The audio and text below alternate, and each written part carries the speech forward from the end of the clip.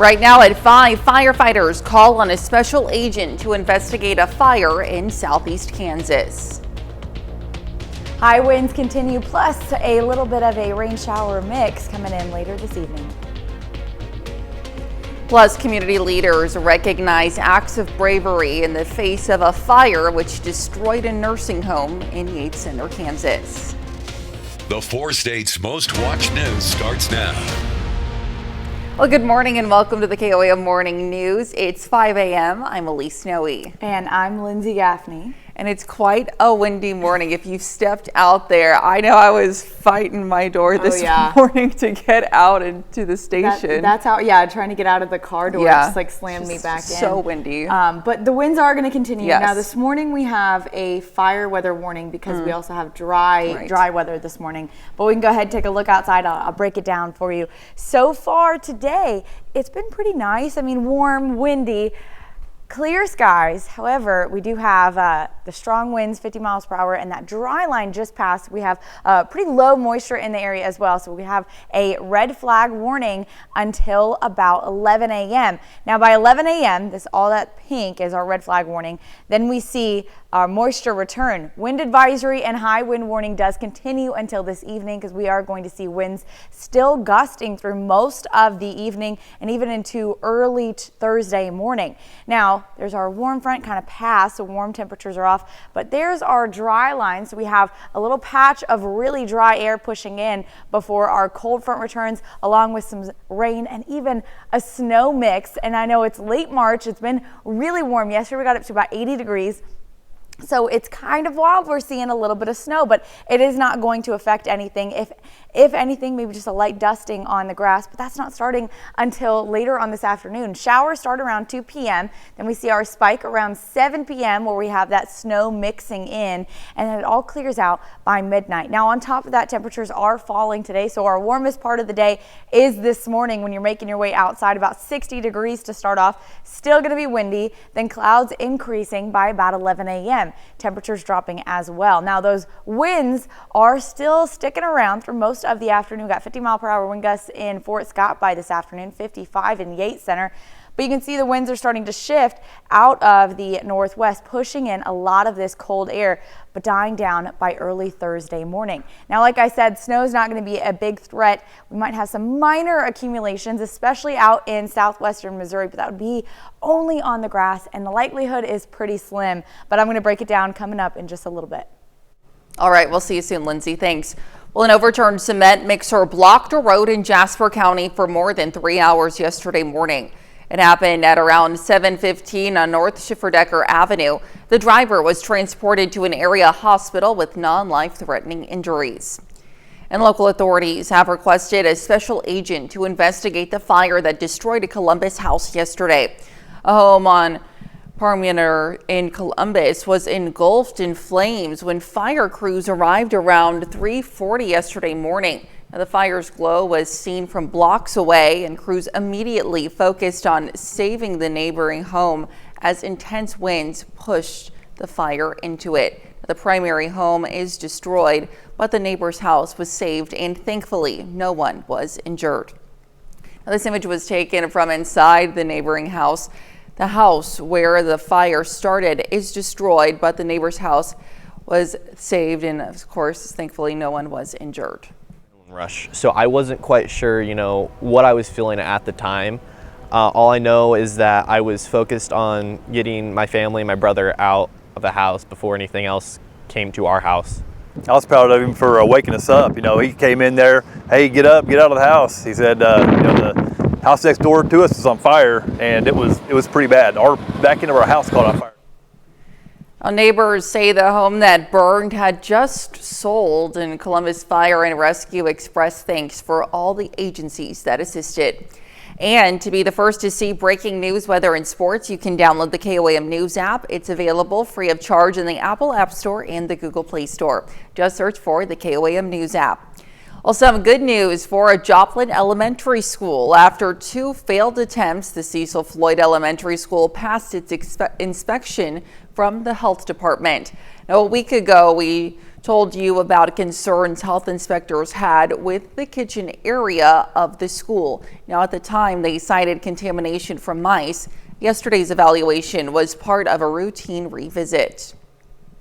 Well, community leaders in Yates Center, Kansas, hold a press conference yesterday highlighting the heroic bravery of the nursing home staff and first responders during a massive fire there last Friday. KOAM's Lonnie Walton sat down with staff members who were at the Yates Center Health and Rehab facility to share their experience. I was like, I'm going outside, so I open the door early, I run outside and I'm like, it's really smoky. Carly Stinnen and Jocelyn Miller are healthcare workers at Yates Center Health and Rehab. They recount the moments they first saw smoke. Everybody's taking action, and we're like, we have to go. We have to get everybody get together, and we gotta run. The back, the office people in the back just running to their cars and saying, get out, get out, get out. And that's exactly what they did, according to Johnny Atkin, Director of Emergency Management for Woodson County. He says it was like the whole town was there to support them. Mutual aid response came from across the state, with fire crews arriving from as far away as Topeka, Olathe, Overland Park, Johnson County, and Kansas City, Kansas. And if you want to help, local leader says you can also. Make out checks payable to Mission Health Communities to P.O. Box 265, Yates Center, Kansas 66783. Atkins says he is proud of his community. We are standing here today having prevented an even greater tragedy. I am humbled by the selflessness of those who ran towards the fire, by the outpouring of support from near and far, and by the way this community pulled together in our moment of crisis. The thought was, get out the door, get out the door. And that's all that kept going through my brain, and keeping the people in their chairs and getting them out as safely as possible. Reporting in Yates Center, Kansas, I'm Lonnie Walton, KOAM News. Now, the cause of the fire has not been determined. An investigation is underway to see if there was any foul play. And that's a look at this morning's top stories and weather in our first 7 minutes coming up on the KOAM Morning News. The Gorilla baseball team tries to win its 4th game in a row. We'll have the details. Plus, the Vatican unveils a new children's game at St. Peter's Basilica that uses AI. And we have a cooler and windy day today. We'll have what to expect with Lindsay Gaffney in the Skywatch Weather Center. You're watching the KOAM Morning News. We'll be right back.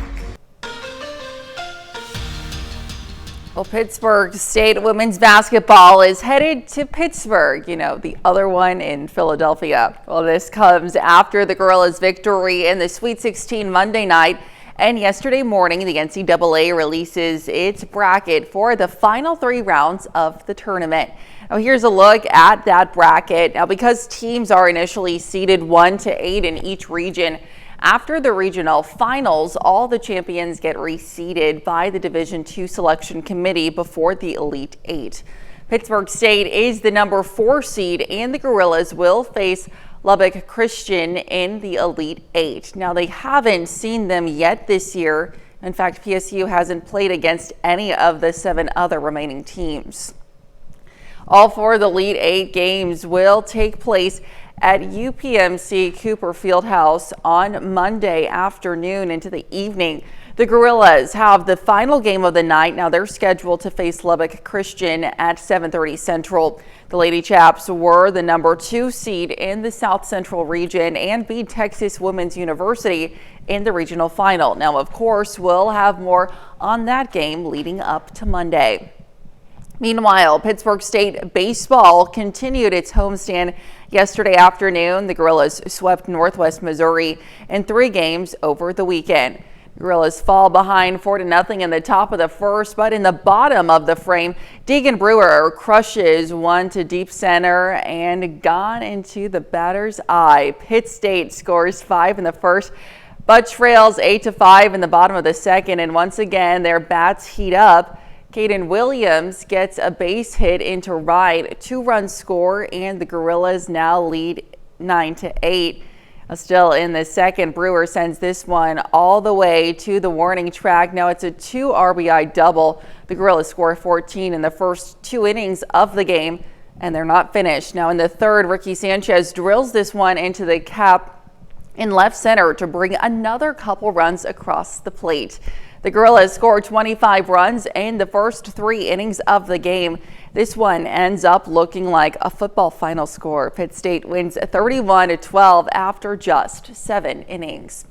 Meanwhile, over in Wichita, Missouri Southern baseball also has a final score that looks like a football game. The Lions beat Newman 25-24. Now this one went to 12 innings.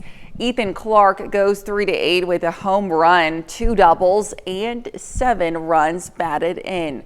And Blake Jones goes 1-3 with a double and 5 RBI. Well, yesterday was also the unofficial start to March Madness. The NCAA men's basketball tournament had its first 2 play-in games last night in Dayton. Now, in a battle of a couple of 16 seeds, Alabama State beats St. Francis 70-68, scoring the game-winning layup with just 1 second left. Now, it's the first NCAA tournament win in school history for the Hornets.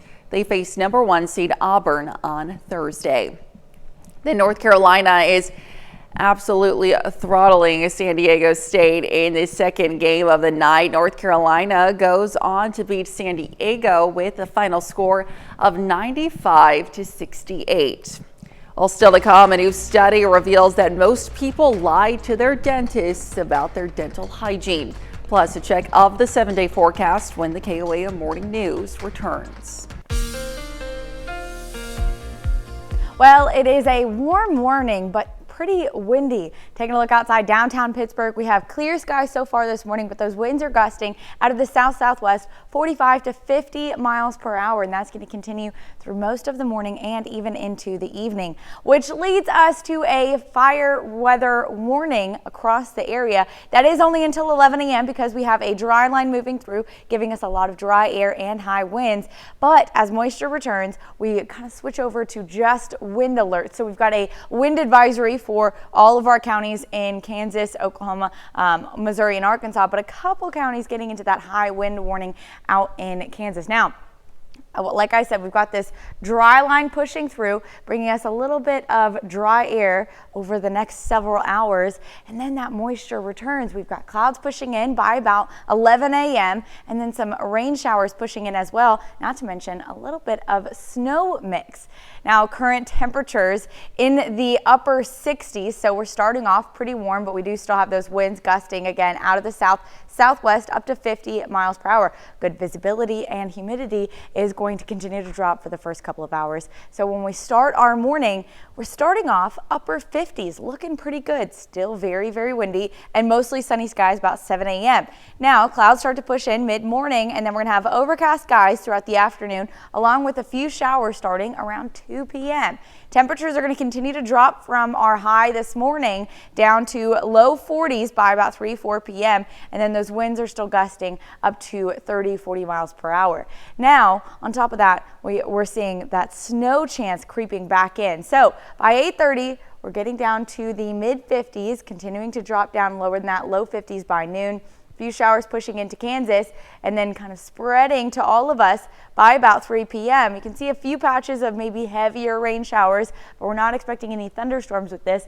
Now, temperatures are going to continue to drop by 3 p.m., low 40s, and then the snow starts to push in, mostly just for a few of our northern counties near Fort Scott, north of Parsons, north of Pittsburgh. We get that snow-rain mix in some of the heavier showers, and then snow mix over in Missouri with heavier snow showers pushing in around 8 p.m.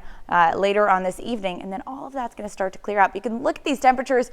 We're in the upper 30s as the snow's pushing in, so right at the surface we're still above freezing, and we haven't seen those road temperatures cooling off enough to see anything stick. So the likelihood that we're going to see anything stick even on the grass is very slim, but we could get a light dusting, especially out in the Missouri area on the grass. But clouds clear by early morning on Thursday. Temperatures do get down to about freezing, but that's going to be pretty early on Thursday, and it's not going to be long-lived. Now, like I said, we're not expecting a ton of accumulations here. A little bit up at those northern counties near Fort Scott, near Iola, and then out in the Missouri side, again, a light dusting. Closer to Springfield, could get a little bit more, but it's not going to stick.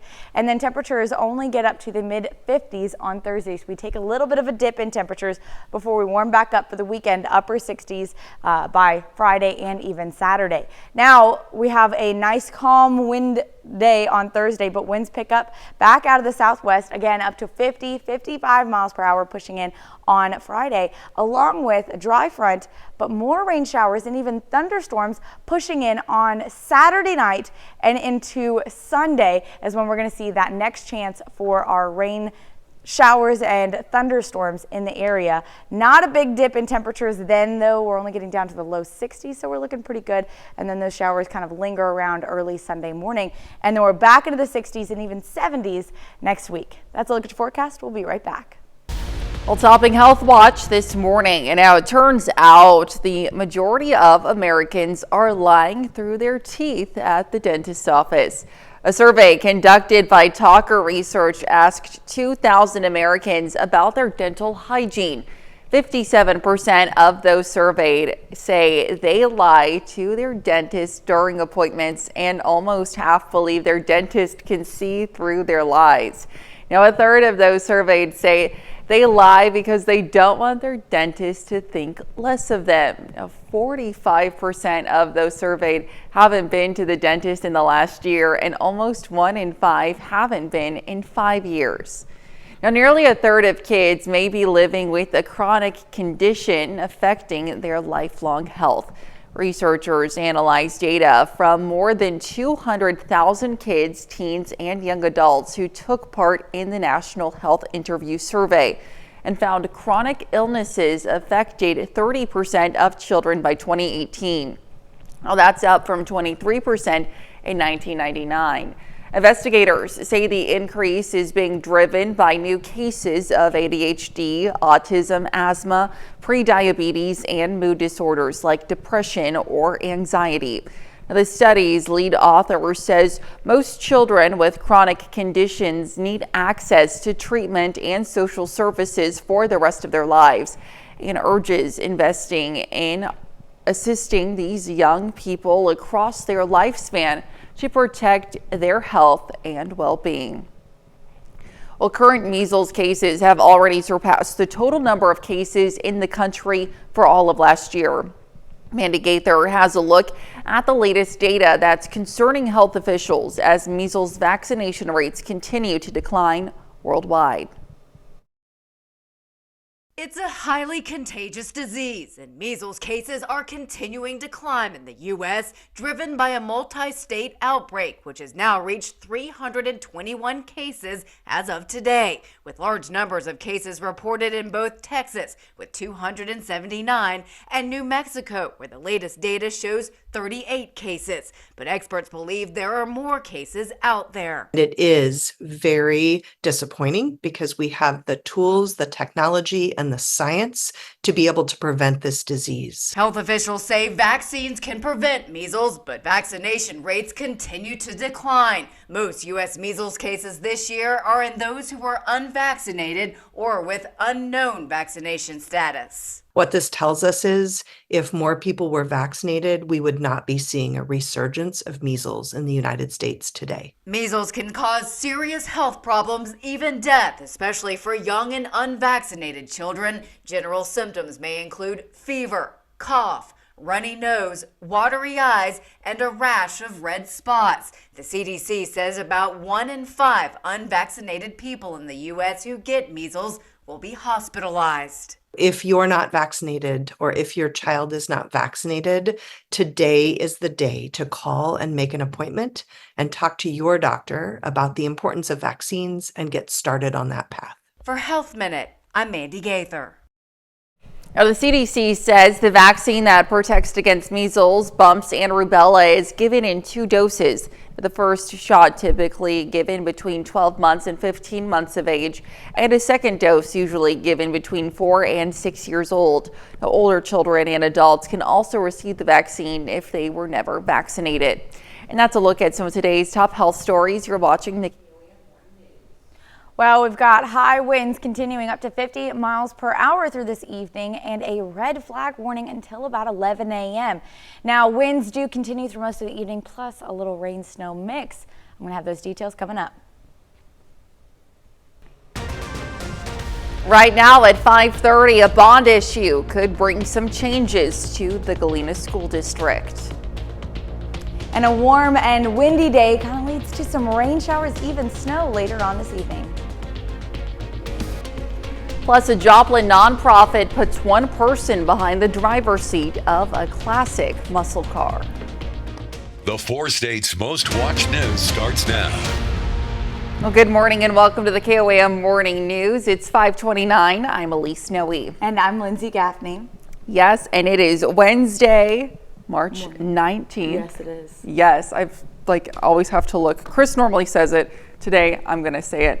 But it's a nice morning today. Yes. It's not going to be so nice later on. No, it switches up a little bit. We Yeah. start off warm. I mean, we were in the upper 60s, so we started off pretty warm, but we take a nosedive in temperatures Yes. later on this evening. But I'll break it down. We can go ahead and take a look outside. We've got clear skies to start out with, but those winds are continuing to gust up to 50 miles per hour, and that's going to continue through most of the afternoon, even into the evening. Winds aren't going anywhere, so we do still have that fire weather warning across the area due to the low humidity as that dry line is passing until about 11 a.m. Now, the fire weather warning drops off, but we still have that wind advisory and a high wind warning until later on this evening because those winds are still going to continue to gust as more moisture moves into the area. So there's our dry line pushing in, some dry, little slot of dry air there. And then we've got our cold front pushing in, a little bit of moisture and some rain showers, plus even snow as we just saw. Now, rain showers pushing in a little bit around 2 p.m., a little bit after up to 3,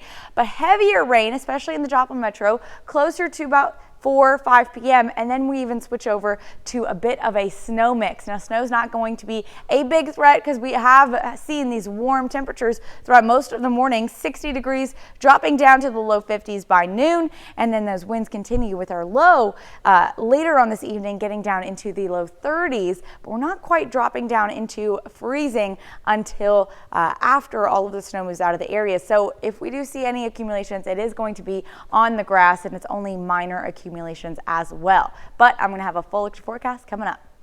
All right, Lindsay, thanks. Well, the Galena School District hopes to make some improvements to their schools with a $7.5 million bond issue on next month's ballot.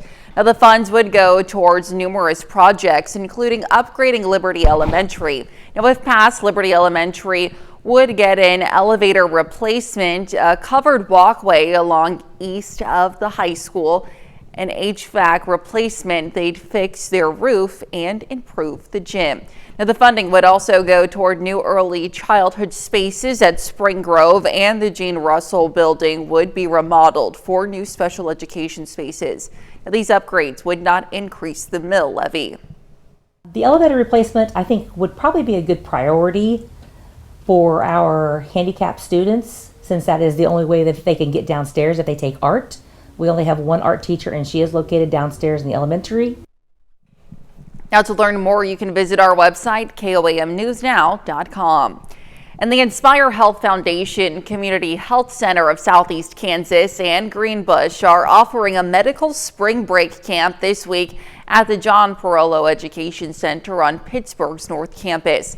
Now, camp sessions are tailored by age. Kindergarten through 2nd grade was yesterday. 3rd through 5th is today, and 6th through 8th grade on March 20th tomorrow. Running from 9 a.m. to 3 p.m. Our goal is to really inspire kids and spark an interest in healthcare careers, because especially in rural communities, we're facing a huge shortage of healthcare providers, doctors and nurses. So if we can encourage kids and help them believe in themselves and see themselves in their local healthcare system, that's a win for us. Now, students will engage in hands-on activities and experiments to explore the inner workings of the human body and learn about health career paths. Well, a nonprofit in Southwest Missouri put a winning bidder behind the driver's seat. Rafa House in Joplin supports survivors of trafficking and sexual abuse, and much of that support comes through raising funds. Now, yesterday, the nonprofit auctioned off a modified and remodeled 1972 Ford Gran Torino Sport named Roxanne to go to that goal. The muscle car was originally a passion project, but the owner felt Rafa House would benefit more from it. So we have this amazing partner in the Indianapolis, Indiana area, and he had this passion project, this 1972 Gran Torino Sport that several years ago he just decided really belonged to the children of Rafa International. And so this has been a labor of love for him over many years.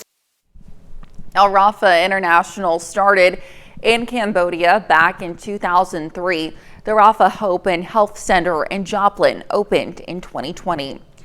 And spring wildflowers will bloom soon, and the Missouri Department of Conservation wants to help you recognize and appreciate some of that beauty that'll surround us. Now, the Shoal Creek Conservation Education Center yesterday hosted its Colors of Spring program. Participants got the chance to make watercolor prints of native wildflowers. They also learned about some of the common flowers in Southwest Missouri and how they benefit the environment. We are going to watercolor some beautiful flowers, and we're also going to talk about our native wildflowers and how they're so beneficial for our wildlife and our pollinators. And it's a really great way to kind of introduce people to some of the things they can find blooming outside. You can stay informed about upcoming programs at the Shoal Creek Center by signing up for text alerts and email bulletins. Now, you'll find that information on how to do that on our website, KOAMnewsnow.com. And that's a look at our top news stories coming up this half hour on the KOAM Morning News. More than 350 homes have now been evacuated after flash floods hit southern Spain. Plus, Israel has resumed its war against Hamas. We'll have the latest. You're watching the KOAM Morning News. Well, topping World Watch, Vatican officials announced a children's video game which allows players to explore St. Peter's Basilica. Now, Peter is Here was developed with Microsoft's Minecraft education program. Officials say the aim of the project is to promote the Vatican's history, culture, and artwork with younger generations. Now, the head of Minecraft education at Microsoft says it's an interactive game that allows its user to fully immerse themselves in the Basilica. Cardinal Muro Gambetti, the Archpriest of St. Peter's Basilica, says the project was underway before the pontiff was admitted to the hospital. Well, lawmakers use smoke bombs to express their distaste for an anti-LGBTQ+ law that was passed in Parliament Tuesday. Now, the law bans pride events and will allow officials to use facial recognition technology to identify those that attend. Now, the measure is a part of Prime Minister Viktor Orban's crackdown on the LGBTQ+ community. Now, it passed 136 to 27, and it was pushed through Parliament by Orban's party and their monetary coalition partner, the Christian Democrats, after being submitted just one day prior. Opposition lawmakers are seen unleashing smoke bombs that send orange and green smoke spiraling into the high ceiling of Parliament. Over 350 homes in southern Spain have been evacuated after the area was ravished with flashing floods. Regional officials ordered the evacuation after a river burst its banks. 19 other rivers in the region were also on high alert for flooding on Tuesday. Over 40 highways were shut down along with several rail lines. Evacuees spent the night in a municipal sports hall. The same area was hit in November when heavy rains led to devastating flooding, claiming 233 lives. Well, as Russia and Ukraine consider a ceasefire plan, Israel broke its deal with Hamas. Now, hundreds were killed across Gaza in airstrikes in the deadliest bombardment since the war started. Families of hostages are now worried their loved ones may never return home. Trey Yanks is in Tel Aviv and explains how the ceasefire fell apart. Wounded Palestinians are rushed into an emergency room in southern Gaza. Cries of agony and fear echo through the hospital. By dawn, families of those killed in Israeli strikes prepare to bury the dead. We did not know what was happening. This is Netanyahu's target bank, the children. This is his target bank. Overnight, Israel resumed its war against Hamas, launching a series of bombardments across the Gaza Strip. The acting head of Hamas's political office, several mid-level commanders, and the top spokesman for Palestinian Islamic Jihad were killed. I have promised you many times, if Hamas persists in its refusal and does not release our hostages, we will return to fighting. And indeed, we return to fighting. We return to fighting with force. Israeli officials are now threatening to expand their renewed campaign against Gaza if Hamas doesn't agree to release the remaining 59 hostages held inside the enclave. 24 of them are believed to be alive, including American citizen Idan Alexander. Tuesday morning, evacuation orders were issued to Palestinians along the entirety of the Gaza border, an indication that Israel may soon send ground forces into battle. The families of those still in captivity are voicing their concerns about the safety of their loved ones. I'm terrified for the life of my two little brothers. We need a ceasefire to release my brothers. The White House was notified ahead of the Israeli strikes and approved. On Thursday, Israel's security cabinet is scheduled to hold an assessment about the war and the possibility of a deal. And that's a look at some of your biggest headlines from around the world. We'll be right back. Well, taking a look outside downtown Pittsburgh, we've got clear skies to start the morning off, but those winds are still gusting up to 50 miles per hour, about 47 miles per hour in Joplin, 45 in Miami, 30 up in Yates Center, so not so bad, but we're going to see these winds continuing to gust for most of the evening, even into late tonight and early tomorrow morning. Now through the morning, we also have that paired with low humidity, so our red flag warnings in effect until 11 a.m. for most of us, and then we switch over to wind alerts. We've got a wind advisory for all of our counties in Missouri, Arkansas, and Oklahoma, most of them in Kansas, and then a high wind warning as well, and this is until 7 to 11 p.m. later on tonight. Now, we have that red flag warning because although, yes, we're seeing those wind gusts all day, there's our dry line pushing through, so we get this nice push of dry air in the area before our cold front pushes in, our rain, and even snow chances. Now, that's going to start a little bit later on this afternoon. Clouds move in mid-morning around 11 a.m. Few rain showers out in Kansas. That pushes into the rest of our area by about 2 p.m. and then our snow follows shortly after that. Not looking too bad out there today. Temperatures are in the upper 60s right now. Like I said, we've got mostly clear skies. I know it says cloudy, but it is mostly clear this morning. And then gusts up to 45 to 50 miles per hour. Now, starting off this morning, temperatures are going to continue to drop, so we're getting down to the upper 50s to about 60 degrees by 7 a.m. Still mostly sunny, a few clouds starting to push through, and then those winds continue. Now, later on this evening, overcast skies, those light showers start to push in again around 2 p.m., and temperatures will continue to plummet. We're getting down to about 40 degrees by 3 p.m., and those winds are still gusting as well. And then we're switching on over to that snow mix. So let's break it down. By about 8 a.m., we're down into the upper 50s out in Missouri, Oklahoma, and Arkansas. But in Kansas, a little bit closer to those snow showers, we're already dropping down to low 50s and upper 40s. That's going to continue to push in. So rain showers by about noon to 1 p.m. out in Kansas, starting to push into the rest of our counties. And rain for everybody by about 3 p.m. Now you can see temperatures are in the mid 40s, dropping down to low 40s by early this afternoon. Yates Center starting to see that snow mix pushing in. Then the snow mix kind of extends to all of our heavier rain shower areas. That's going to be parts of Kansas, not all of us, about Pittsburgh, Parsons, up to Iola, Fort Scott area, and then out in Missouri as well. Southwest Missouri is definitely going to see some snow flurries later on this evening around 8 p.m. Heavier patches of snow as well, but temperatures aren't even below freezing at the surface. So we're not seeing road temperatures being cold enough to have any of this snow stick. Plus, it's not going to be too much. We got a light dusting, if anything, and then closer to Springfield, getting a little bit more snow. But again, our temperatures are rather warm, so we're likely not going to see anything stick. We take a little bit of a dip down on Thursday, back to warmer temperatures, along with winds picking up on Friday, gusting again 50 to 55 miles per hour. Plus, our next chance of rain is going to be Saturday night and into Sunday, where we actually see thunderstorm chances start to pop up in the area. It's not going to drop our temperatures too much, so we're back into the 60s for next week. 70s and 80s return next weekend. That's a look at your forecast. We'll be right back. Well, it's barely spring, but Hollywood is already thinking summer. David Daniel has a trio of new previews for upcoming films in today's Hollywood Minute. Come on, brother. Grip it and rip it. I guess I need to update my happy place to something a little more age appropriate. Nearly 30 years after he first hit the links, Adam Sandler is back in the official teaser trailer for Happy Gilmore 2. The comedy sequel is set to tee off July 25th on Netflix. You're the matchmaker. You want a drink? Sure. Coke and beer.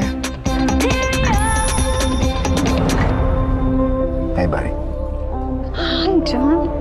Dakota Johnson stars in Materialists as a high-powered matchmaker, caught between an old friend, played by Chris Evans, and a rich suitor, played by Pedro Pascal.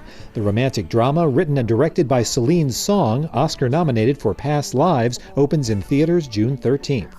Now, the Kremlin wants the world to believe that Russia is waging a war against terrorists. Its real purpose is a dedicated campaign of genocide. Well, you said you were going to be tough on him. You've dropped a bomb on his doorstep. I was aiming for his lap. Maxine Peake stars in Words of War as Russian-American investigative journalist and human rights activist Anna Politkovskaya, who paid for her reporting on the Second Chechen War with her life. The political drama opens in theaters May 2nd, one day before UN World Press Freedom Day on May 3rd. In Hollywood, I'm David Daniel. Well, a high-speed crash caught on a family's backyard surveillance camera as the driver sails his vehicle over their pool before fleeing on foot. Jeremy Roth has today's Take a Look at This. Shocking video from New York shows the moment a speeding driver comes crashing into this Long Island neighborhood backyard, skimming the top of a family's pool before landing on the other side. I'm coming back home from work and I found this. The first thing that I thought is, are my mom and my kids okay? Thankfully, no one was injured, but to add insult to the incident, the driver, who appeared unharmed, is seen getting out and fleeing the scene in another vehicle. The family was left to deal with the aftermath, including smashed fencing, a petrol-polluted pool, and a hobbled hot rod left behind. Another crazy moment caught on camera, but in a good way. Amazing footage captured in snowy northern Pakistan shows a rarely seen grouping of 4 snow leopards. The photographer who captured the stunning video says snow leopards are nicknamed ghosts of the mountains because they are hardly ever seen. He says it took him a week of tracking before finally capturing a precious look at this amazing leap of leopards. Yes, a group of leopards is called a leap. Any other day it would be our word of the day, but that honor is going to the winner of the Slang Showdown, an online competition courtesy of the loquacious lot at dictionary.com, who got into the March Madness by pitting popular regional slang words head-to-head in a bracket-style competition. As the rounds passed, online voters weeded out silly slang like cattywampus, skedaddle, and chuckhole, and in the end, the West Coast's stoked was bested by the South's y'all for the colloquial crown. Oh well, there's always next year, stoked. Y'all come back now, you hear? For Take a Look at This, I'm Jeremy Roth. All right, stick around. We'll be right back. Well, Starbucks says it's got plans to help you get cozy, plug in, turn on, and sip up. The coffee giant that created popular environments to come in and sit with coffee has had problems with too many consumers competing for too few spaces with laptops plug-ins. Now, Starbucks wants to return to the hang-around roots of a coffee shop plop-down feel, so it's going to undergo some redesigns to make it more cozy and laptop friendly, and that means more comfortable spaces, more food, and more plug-in outlets. Well, thousands of people turn out in one Arkansas city for what is being called the world's shortest St. Patrick's Day parade. Cities like New York, Boston, and Chicago celebrated the notable green holiday with hour-long parades Monday, but the City of Hot Springs in Arkansas parade was just a 98-foot route, and the short and sweet parade has gained popularity over the last 2 decades, even getting celebrities like rap icon Flavor Flav and actress Vanessa Bertinelli to participate. All right, we have windy conditions continuing today, gusts up to 50 miles per hour. We've got that red flag warning through 11 a.m. and then a high wind warning until 11 p.m. Plus rain showers starting around noon to 2 p.m. across the area, and then we switch over to a bit of a snow mix by 5 p.m. That all clears out just before midnight, and we have a cooler day on Thursday, but the sun finally returns. That's a look at your forecast, and we'll be back after this.